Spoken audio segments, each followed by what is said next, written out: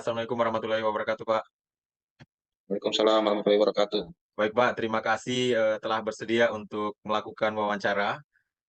Apakah Bapak bersedia untuk saya wawancarai mengenai kode etik petugas pemasyarakatan? Ya, bersedia. Baik, Pak. Yang pertama-tama, Pak, apakah Bapak bisa menjelaskan kepada saya mengenai kode etik yang harus dipatuhi oleh petugas pemasyarakatan?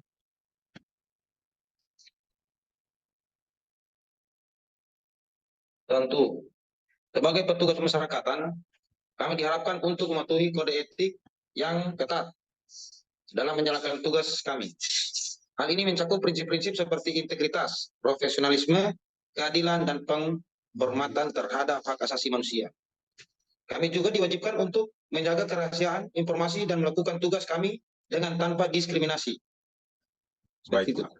Baik, Pak, pertanyaan lanjutannya itu, apa saja, pedoman petugas pemasyarakatan dalam menjalankan tugas sehari-hari yang Bapak ketahui? Setiap pegawai pemasyarakatan itu dalam melaksanakan tugas kedinasan dan pergaulan hidup sehari-hari wajib bersikap dan berpedoman pada etika, yaitu dalam berorganisasi, melakukan pelayanan kepada masyarakat, ketiga melakukan pelayanan, pembinaan, dan pembinaan terhadap warga binaan pemasyarakatan, keempat melakukan pengelolaan terhadap benda sitaan dan barang rampasan, melakukan hubungan dengan aparat hukum lainnya, dan kehidupan bermasyarakat. Baik, Pak. Lalu bagaimana implementasi dari prinsip-prinsip tersebut dalam tugas sehari-hari Bapak sebagai petugas pemasyarakatan? Dalam contoh menjalankan tugas harian, kami harus memastikan bahwa setiap tindakan yang kami ambil didasarkan pada keadilan dan tanpa adanya penyalahgunaan kekuasaan. Kami juga harus memperlakukan narapidana dengan hormat dan menghormati hak-hak mereka sebagaimana yang diatur oleh hukum.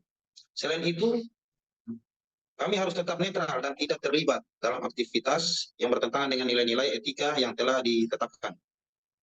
Kemudian, apakah Bapak tahu apa saja etika dalam melakukan pelayanan, pembinaan, dan pembimbingan terhadap warga binaan pemasyarakatan?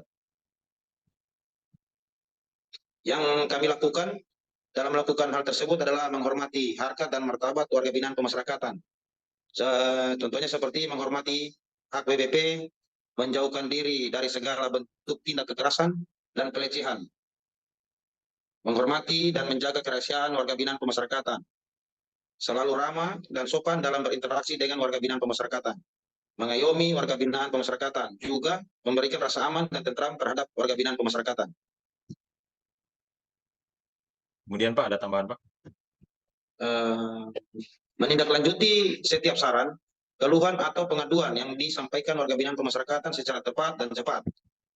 Tidak diskriminatif terhadap WP atas dasar suku, agama, ras, atau lainnya yang dapat menimbulkan suasana tidak kondusif. Memenuhi hak WP tanpa mengharapkan balasan atau pamrih. Bijaksana dalam bersikap, menggunakan akal budi, pengalaman, dan pengetahuan secara cermat dan teliti apabila menghadapi kesulitan, tantangan dan hambatan dalam pelaksanaan tugas. Memberikan perhatian khusus terhadap PBP yang mempunyai kebutuhan khusus seperti anak-anak, wanita, lanjut usia, dan penyakit permanen. Mempunyai keinginan untuk mengembangkan kapasitas diri untuk mendukung pelaksanaan tugas. Mempunyai kemampuan mengendalikan perkataan, sikap, dan perbuatan, sehingga menumbuhkan sikap hormat warga binaan pemasyarakatan. Dan juga mampu menempatkan dirinya secara tepat di hadapan warga binaan pemasyarakatan, baik sebagai petugas, teman, saudara maupun orang tua tanpa kehilangan kewibawaan. Baik, Nah, Pak. seperti itu. Kemudian ya, baik, Pak, makasih, Pak. Kemudian, menurut Bapak, apa yang menjadi, ciri utama dari seorang petugas pemasyarakatan yang profesional?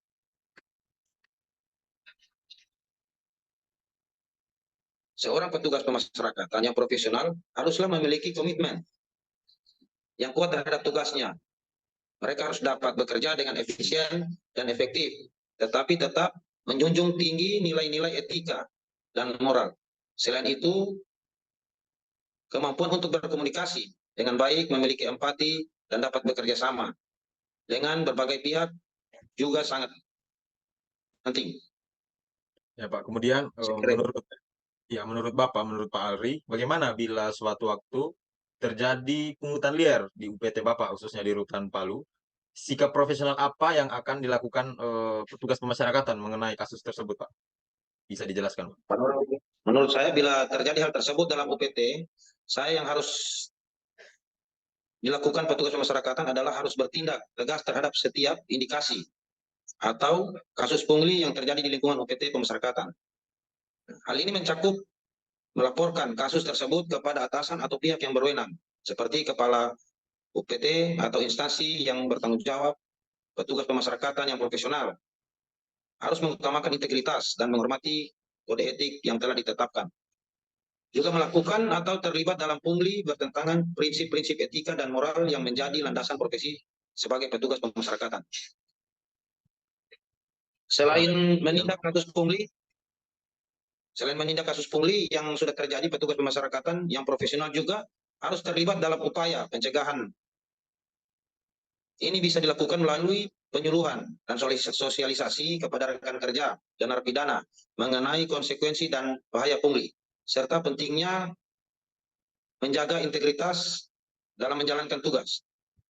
Dalam penanganan kasus pungli, petugas pemasyarakatan harus bekerja sama dengan pihak berwenang, seperti kepolisian atau lembaga pengawas, itu untuk menyelidiki dan menindaklanjuti kasus tersebut sesuai dengan prosedur hukum yang sudah berlaku.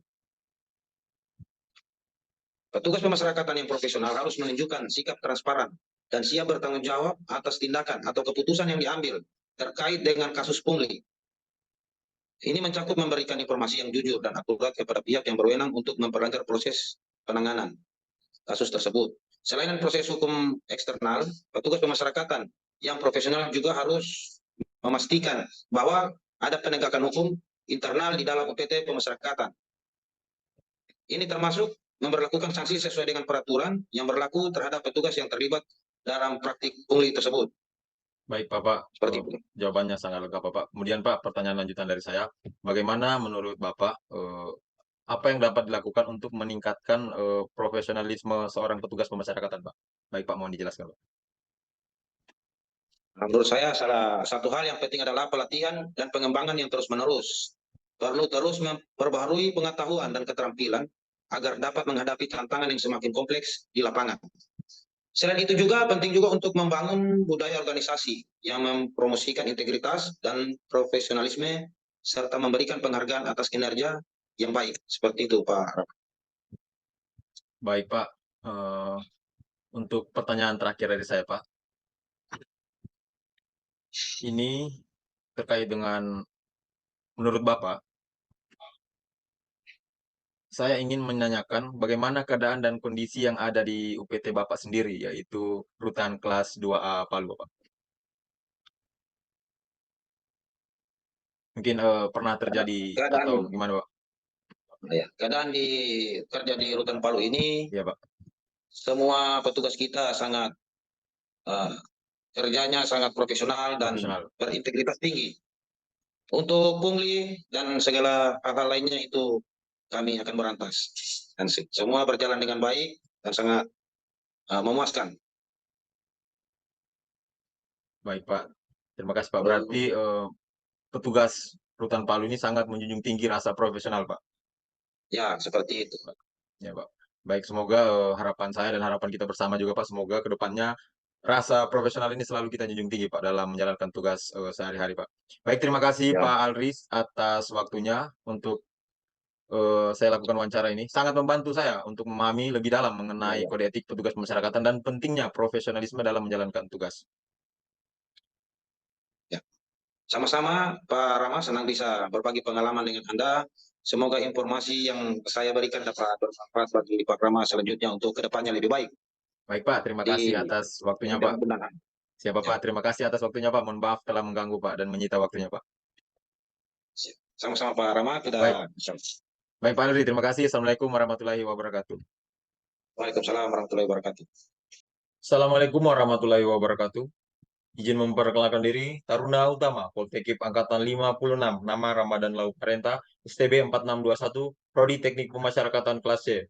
Izin pada video kali ini saya akan menjelaskan sekaligus memaparkan terkait dengan tugas ujian akhir semester mata kuliah etika profesi petugas pemasyarakatan, yaitu materi tentang disiplin PNS dan kode etik petugas pemasyarakatan. Pada video sebelumnya, saya telah melakukan wawancara kepada salah satu petugas pemasyarakatan pada Rumah Tahanan Negara atau Rutan kelas 2A Palu. Untuk materi yang pertama yaitu disiplin PNS. Disiplin PNS atau disiplin pegawai negeri sipil mengacu pada serangkaian peraturan dan ketentuan yang harus ditaati oleh setiap PNS dalam menjalankan tugas dan kewajibannya. Berikut ini beberapa hal penting terkait disiplin PNS. Yang pertama, kewajiban dasar PNS. Yang pertama yaitu mengutamakan kepentingan negara di atas kepentingan golongan atau diri sendiri. Yang kedua, menjunjung tinggi kehormatan dan martabat negaranya. Dan yang ketiga yaitu mengutamakan pengabdian, kejujuran, dan tanggung jawab dalam menjalankan tugas. Yang kedua, larangan bagi PNS. Yang pertama, PNS dilarang menyalahgunakan wewenang, PNS dilarang menjadi perantara untuk mendapatkan pekerjaan atau keuntungan pribadi, dan yang ketiga, PNS dilarang melakukan tindakan korupsi, kolusi, dan nepotisme. Disiplin PNS yang ketiga yaitu hukuman disiplin.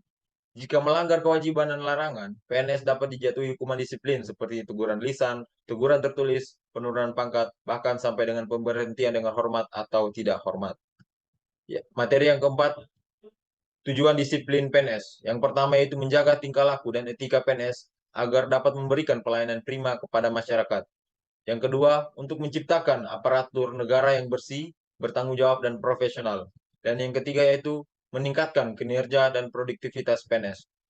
Disiplin PNS diatur dalam Peraturan Pemerintah Nomor 94 Tahun 2021 tentang disiplin pegawai negeri sipil. Disiplin menjadi kunci untuk mewujudkan birokrasi yang bersih dan melayani kepentingan masyarakat dengan baik. Materi yang kedua yaitu terkait dengan kode etik petugas pemasyarakatan. Kode etik petugas pemasyarakatan adalah seperangkat nilai dan norma yang mengatur perilaku serta menjadi pedoman moral bagi petugas pemasyarakatan dalam menjalankan tugas dan kewajibannya. Berikut ini penjelasan lebih lanjut mengenai kode etik petugas pemasyarakatan. Materi yang pertama yaitu terkait dasar hukum. Dasar hukum kode etik petugas pemasyarakatan diatur dalam peraturan pemerintah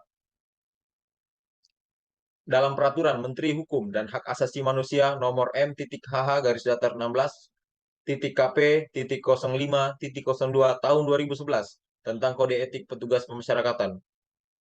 Kode etik pegawai pemasyarakatan merupakan pedoman dalam bersikap, tingkah laku maupun perbuatan pegawai pemasyarakatan dalam kehidupan sehari-hari untuk melaksanakan tugas dan fungsi pelayanan, pembinaan, dan pembimbingan terhadap warga binaan pemasyarakatan, serta pengelolaan benda sitaan dan barang rampasan, melakukan hubungan dengan aparat hukum lainnya, dan kehidupan bermasyarakat. Yang kedua yaitu tujuan. Tujuan yang pertama yaitu menjaga martabat, kehormatan, citra, dan kredibilitas petugas pemasyarakatan. Tujuan yang kedua yaitu mewujudkan pelaksanaan tugas yang profesional, bertanggung jawab, dan berintegritas. Dan yang tujuan yang ketiga yaitu mencegah terjadinya penyimpangan perilaku petugas pemasyarakatan. Yang ketiga yaitu nilai-nilai dasar. Nilai-nilai dasar yang pertama, bertakwa kepada Tuhan Yang Maha Esa, menjunjung tinggi hak asasi manusia, menegakkan keadilan dan kebenaran, bersikap adil dan tidak diskriminatif, dan yang terakhir menjaga integritas dan kehormatan profesi. Yang keempat terkait dengan kewajiban petugas pemasyarakatan. Petugas pemasyarakatan berwajib yang pertama, mentaati peraturan perundang-undangan, menjaga rahasia negara dan rahasia jabatan, menghormati hak-hak narapidana atau tahanan, tidak menerima gratifikasi dalam bentuk apapun, dan yang terakhir menjaga kesehatan jasmani dan rohani. Yang kelima, larangan bagi petugas pemasyarakatan. Petugas pemasyarakatan dilarang untuk melakukan tindak kekerasan atau penyiksaan, dilarang bersikap diskriminatif berdasarkan suku, agama, ras, ataupun golongan. Yang ketiga, dilarang melakukan tindakan asusila atau moral, dan yang terakhir dilarang menyalahgunakan wewenang untuk kepentingan pribadi. Kode etik petugas pemasyarakatan menjadi acuan dalam menjaga integritas, profesionalisme, dan akuntabilitas petugas dalam menjalankan tugasnya di lembaga pemasyarakatan. Sekian paparan materi terkait disiplin PNS dan kode etik petugas pemasyarakatan. Terima kasih atas perhatiannya. Assalamualaikum warahmatullahi wabarakatuh.